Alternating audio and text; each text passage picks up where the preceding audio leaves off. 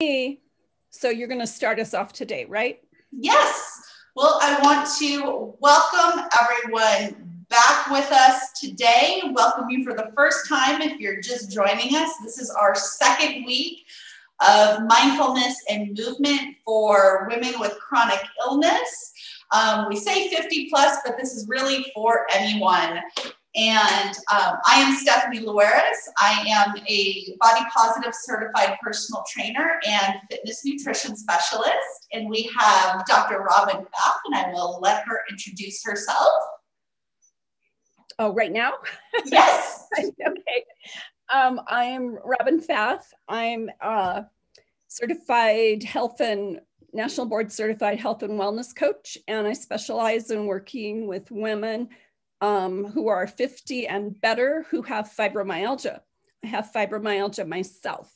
And Stephanie and I met in a online networking meeting, and we decided we need to put our heads together and do this class, and we're having fun with it. So we hope you will too. Thank you. And just like we talked about last week, and if you didn't get a chance to join us, didn't get a chance to look at that recording, we're going to share that recording in the email that you'll receive tomorrow morning along with the recording of today. So you don't have to feel like you have to catch everything. You'll have the opportunity to go back and look at the information. But we're here just to share our expertise, our knowledge about what is possible in the area of how you want to feel. And because when I had my first interaction with Dr. Robin, I got so excited because I work with a lot of people that need some type of adaptation in fitness because of all kinds of different reasons, whether it is due to a chronic condition, illness, disease, whether it is size, schedule, a whole host of different things. And so I often have this conversation of, well, what's possible today? Maybe it's not what we initially planned, but we can do something else. Nothing's ever written in stone. And so we can still have productive time together. We can still move towards your goals without canceling a session, without saying, I just can't do anything. There's still a really big, broad spectrum of what we can do in movement, in working on that mindset piece, on that I just can't do anything. Well, there's probably a lot more that you can do, but we first have to get over that stumbling block of I just can't do anything. And maybe some days it really is, you can't do anything, but we have to look at that lens in a very broad way. So I'm going to turn it over to Robin, and we're going to start with some mindfulness. Yes. So I have been having one of those days where I woke up in a lot of pain in my lower back. And I'm happy to say that that usually doesn't happen to me very often anymore because I have so many tools in my toolkit. But it does happen occasionally. But I was not happy that my occasional waking up in pain was today when I'm teaching a class on mindfulness and movement. So I had to kind of take myself by the hand. Sometimes I literally will hold my own hand. I didn't do that today. But I had to kind of work through my negative feelings like, oh man, this is terrible.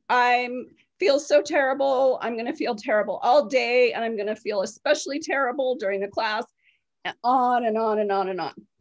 And so instead I took myself by the hand and I said, all right, what are the tools in my toolkit for dealing with this hopefully short flare-up of pain? So I made sure I hydrated. I made sure I ate my protein. I had a break late morning and I said, all right, instead of pushing myself to do something on a to-do list, I am going to be like my cats. And we have a bay window in our living room that faces southwest, so we get a lot of sunshine in. And at certain times of the day, it creates a circle, I guess you could call it, of sunshine shining in the window and shining on the carpet. And my cats are very wise. Most animals are very wise and taking care of their own bodies. They love to lay in that sunshine. They just sort of stretch out and they purr and they just enjoy.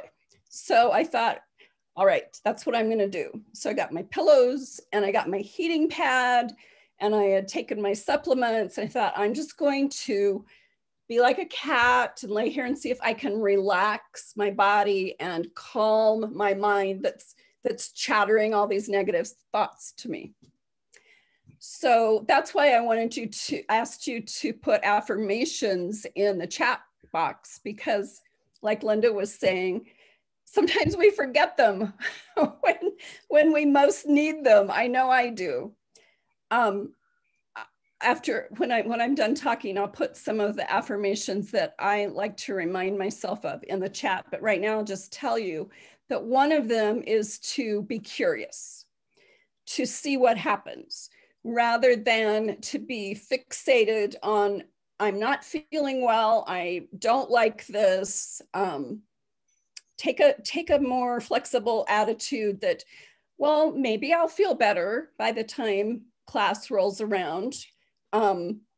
Maybe there's something, maybe there's a reason for this. Maybe somebody in our class today or later on when you're listening to the recording, maybe somebody needs to hear about my experience, that even those of us who are coaches and teachers, we have bad days too. And we've learned strategies for how to manage our symptoms till we get on the other side of them. So I worked on my affirmations. Another one that's similar along those ideas, similar idea is maybe so, maybe not. We don't have a crystal ball where we can forecast what's going to happen, which is another riff on, well, what is possible? Like Stephanie was saying earlier, maybe I can't do everything that I wanted to do today, but maybe I can do some things, or maybe I can adapt them in some way. And so as I was lying there on the floor, the carpeted floor with my heating pad and my kitty cat's kind of watching me and the sun shining in. And oh, I also turned on the space heater because it's pretty chilly in Denver today, even though we're so fortunate to have sunshine. It's still cold out, and cold makes my muscles tense. So I was very warm lying in my patch of sunshine. And so I reminded myself of a meditation that I often have folks do, which is called the 5 senses meditation. And you might be familiar with this, but what I'd like you to do today is, even if you've done this before, to do it again with me. I'm going to give you just a brief overview and then we'll do the meditation together. So the 5 senses meditation is just like it sounds. You take time to mindfully notice all of the different things that your 5 senses can be aware of. And there's a variety of ways that you can do it. You can go 5, 4, 3, 2, 1 on your senses, or you can just notice one thing for each sense. And I think for today, it's probably most effective to just notice one thing at a time. And after we do the meditation together, I'll tell you what I noticed this morning when I did it earlier. So I hope that makes sense. Let's get comfortable where we're seated. If you can put your feet on the floor where you're seated, that's great. That helps to be grounded. If you can't, that's okay too.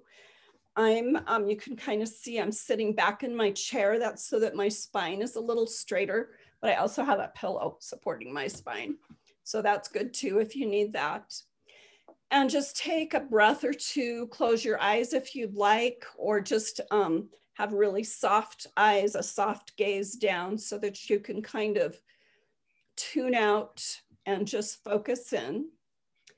And I'm just going to go through these suggestions for your meditation, and then we'll come back to the classroom. So just a couple of breaths.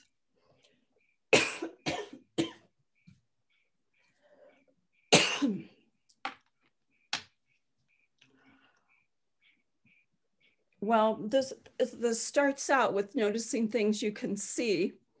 And since you've got your eyes closed, maybe just think about something in your environment that you can see or that you saw earlier.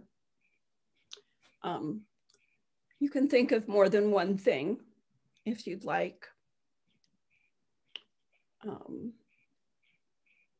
I noticed the blue sky when I was meditating this morning.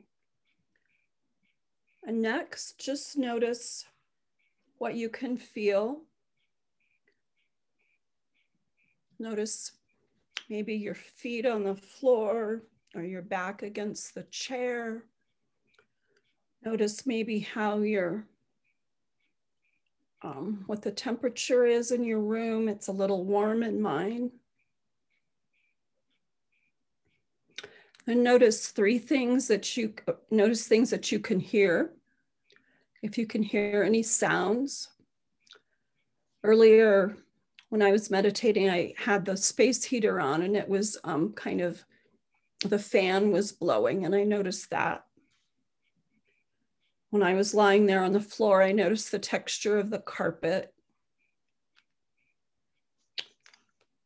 And these next two are a little bit more challenging, but see if there's anything you can smell in your environment. I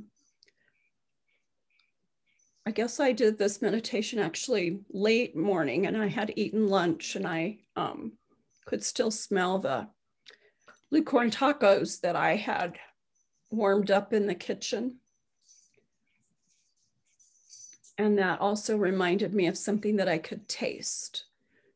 I was remembering the taste of the tacos in my mouth. And so I'll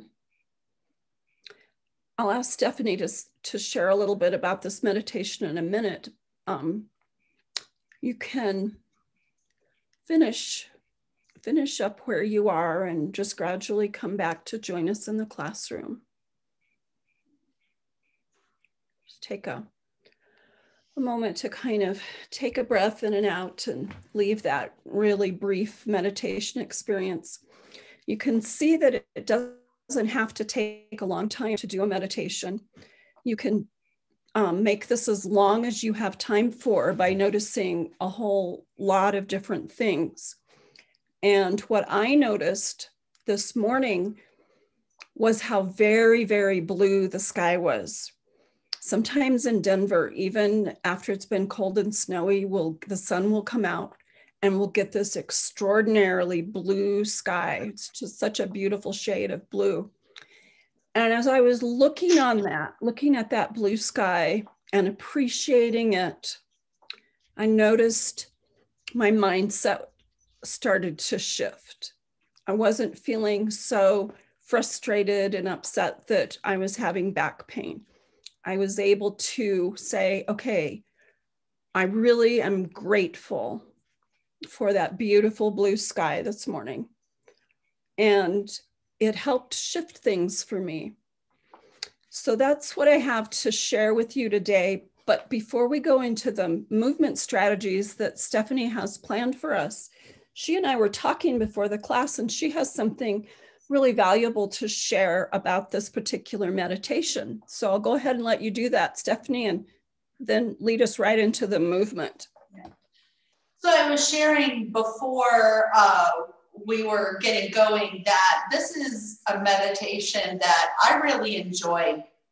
As somebody that lives with PTSD, this was one of the first mindfulness exercises that I learned to really de-escalate anxiety in my body and really prevent panic attacks. This is something that I use all the time when I'm out and about and just really feel that anxiety rising, because I'm somebody that really struggles with quick processing in identifying feelings. Like one of the most paralyzing questions you can ask me is, how do you feel? I don't come up with feeling words easily. So sitting here and using something very tangible, like the five senses. What do you see? Well, in front of me, I see a blue foam roller. What do I hear? I can hear my dog's fingernails clicking on the tile and the hardwood throughout the house. I can hear the school bus going up and down the street. I can hear all these very specific things. And so it just focusing on very tangible things just brings down that anxiety level so that I can really focus on very clear and concise things. I might still not be able to tell you how I feel, but I'm starting to bring down the anxiety to a point where I can get more focused on answering other questions. And so it's exercises like this that are really grounding and just make things a lot easier coping in those high stress situations. And so they're really practical things that we can have in our toolbox. Thanks, Stephanie. We're ready to move. We're ready to move today. And so last week we covered cardiovascular movement. And so our remaining 3 weeks, we're going to cover strength training and kind of muscle building, how we really look at moving our body in maintaining muscle, building muscle, and really protecting our bodies from injury in everyday tasks. And we're going to be covering that we're going to split the body into 3 parts. And so today we're going to cover the upper body. And these are activities that you can do sitting or standing. So I'm going to demonstrate them today seated. And so the important thing to remember that when we're doing any type of exercises for our upper body is a good posture alignment. And so that when we're looking at that good posture alignment, I think we covered this a little bit last week in looking at having what we call the masses and spaces stacked. Having the parts of our body that move, those joints that shift, and the parts of our body that are more sedentary, that just kind of hold mass, stack on top of each other, so we have a good line in our body. So we really focus on having, if you're standing, we like to have our hips in line with our knees. So your feet may or may not be shoulder width apart depending on your own geometry, but your feet aren't going to be right together. Your feet are going to be some width apart. They might be shoulder width, they might be a little bit more, they might be a little bit less. Finding that comfortable position. And so our hips are back, our shoulders are back, and we're standing in a good upright position, not stick straight so that we're in a really braced and stiff position, but that we're upright in good postural alignment so that our shoulders are in line with our hips and having that straight line down.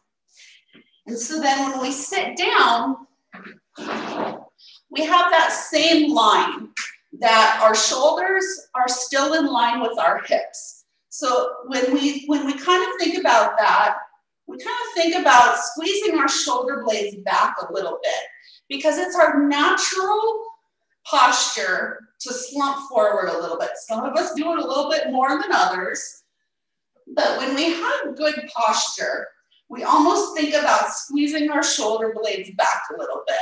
So when we're doing seated exercises, we want to be not with our back against the back of the chair. We want to be seated forward a little bit so that we can be upright and have that good spinal alignment. Now, when we do upper body exercises, you can use weights if that's something that you feel is supportive to where you're at in your fitness program. For people with chronic pain, soft weights are a must. And you can get these even at places like Walmart and Target. These are neoprene weights that are filled with sand. And they have just a little stretchy handle so that you stick your hand through them. I'll come closer to the camera. So like this is a 1 pound weight. And all it is, it's a neoprene sack that's just filled with sand. And so if that's something that you feel supportive is great. You know, this is a 2 pound weight, same thing. Another thing you can use is weighted balls. Same concept as the neoprene weights. This is a plastic ball. It looks like a child's just plastic ball, but this is filled with sand as well. So you're able to grip it, but you don't have to grip it super tight, but you're able to hold it in your hand in a comfortable way. This is a 2 pound weight. And so you're able to freely move it in whatever exercise you're using. So that's one way that we're able to add weight to our workout. Another thing we do in looking at exercises is adding resistance, which is another way that we can add weight or load. This is something that I caution you, unless you've done this in physical therapy or worked in a gym setting with any type of resistance training or bands, you need to be very careful, because this is something that causes a lot of, we talked about the delayed onset muscle soreness. This causes quite a bit. It doesn't always feel like a lot of work while you're doing it. This is going to cause a lot of that discomfort the day after, 2 days after. It could possibly cause flares later on if you haven't done the work properly. So when we look at resistance weighted exercise, some of the common equipment we see is bands like this, where it looks like just a giant rubber band. And the colors do mean something. The colors are based on the thickness of the band, and it correlates to the weighted resistance of the material. So like the yellow is an extra light, the orange is what they call a lightweight, and then as they get darker in the rainbow, they're a heavier resistance. You've ever done physical therapy, you may have seen or been given just a long piece of elastic TheraBand for different exercises.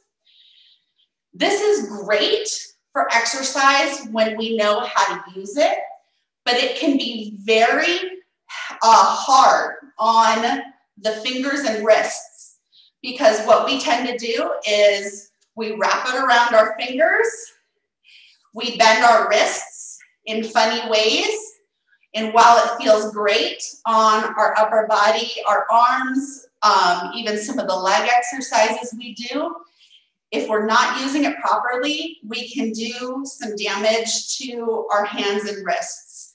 So we need to use it properly. The best way, if you're using any kind of resistance, is this plastic tubing. And the nice thing about the tubing is that the tubing is resistance weighted as well. The color is designated by the handle color, but it's ergonomically designed that you're properly holding the handle. And so you're not getting the finger problems like wrapping the plastic around like the TheraBand, and then you're still getting the movement with this. So if you have access to something like this, that's ideal to be using. But unless you've actually done some exercise with that or have a quality training video, things like that, I recommend staying away from a lot of the resistance bands. Weights and things are pretty easy to use in a safe manner. There's a lot you can do without any equipment at all. And so in our last few minutes, I'm just going to show you the upper body movements that we can do and the modifications when you're just not feeling that the range of motion, you got it in you. So we always want to warm up our body before any type of upper body exercise. So we're in that good posture.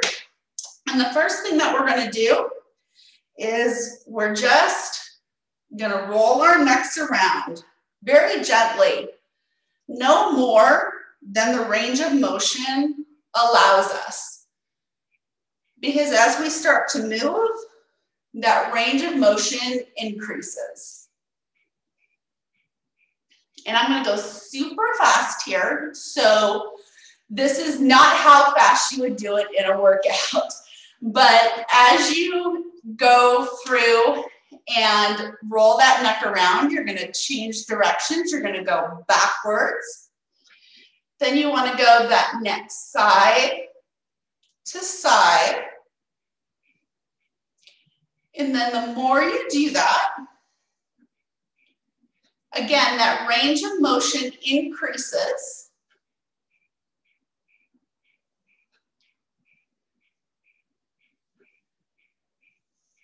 And we start to warm up that body. We do some shoulder rolls back.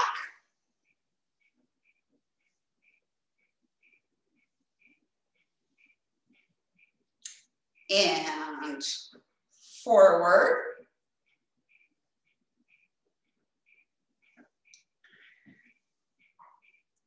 Excellent. And what we've done is we've started to get those big joints in motion. Because now what we want to do is start to work out in getting things moving.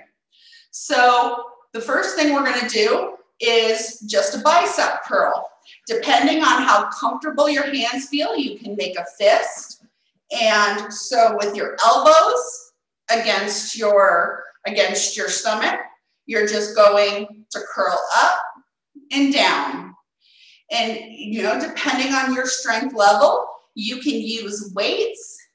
Another thing is if you don't have access to weights at home, you can use your Campbell's soup cans. The only thing is if you're using items that you have available in your home, you never want to use anything that's glass. Because we just, you know, if it's something we're dropping that we might not have a good grip on, we just create that safety hazard. So just don't ever use anything that's glass if you're substituting something at home for a weight. So again, with those repetitions, we want to do maybe 8 to 10 repetitions. You can do multiple sets if you're feeling good, maybe 3 sets, but we just want to stay around 8 to 10 repetitions of an exercise. Next thing we're going to do is we're going to start to open up the chest. So what we do is we extend our arms, and then we open And when we open we feel those shoulder blades come together and close. And we just open, squeeze those shoulder blades together and close. And if having the arms fully extended is too much, bend the elbows in. So I call them pterodactyl arms. And then we just open at that 90-degree angle. If that arm extension is too much, if it's too much out here to open, just bring in those arms and just do it at a 90-degree angle. We don't ever want to do anything that's causing pain. So then from that chest fly, where we're opening up, the next thing we want to do is we want to make our muscle man arms. So we got our arms up. We got, if it's comfortable to have that fist closed. If not, you can have your little jazz hands. And we're just going to close and open. Close and open.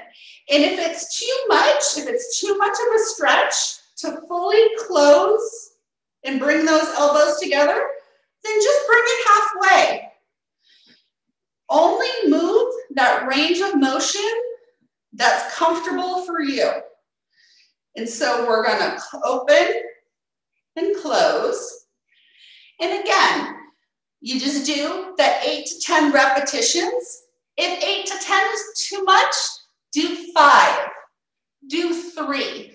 Do what's comfortable for you that day. And after each one, we take a little break, we shake it out. Again, we come back with our muscle man arms, and we're gonna go up and down. And this is not straight up. This is at an angle. Because if we're going straight up, we're putting stress on our shoulders. This is something that we're going to start to feel pain in our rotator cuff. We're gonna get a little bit of discomfort over time. So we want to come forward at a little bit of an angle.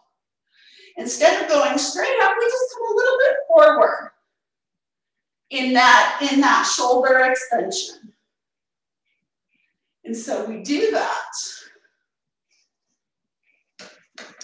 And then once we do that shoulder extension, we just shake it out a little bit more. And the last one I'm going to show you here, I'm going to show you from the side angle. Skip back. We're going to have our elbow tucked in. And then we're just going to bring our arm back. And then bend it back into that 90-degree position. Bring our arm back behind us and into that 90-degree position. And if it's too much of an extension behind you, then just bring it down to your side. Start at 90 degrees and bring it down to your side, or extend all the way back.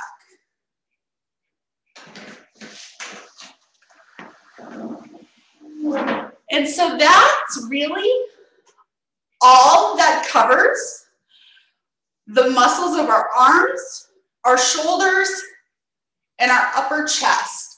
We even get into some of the upper back muscles and a little bit into our mid-back muscles.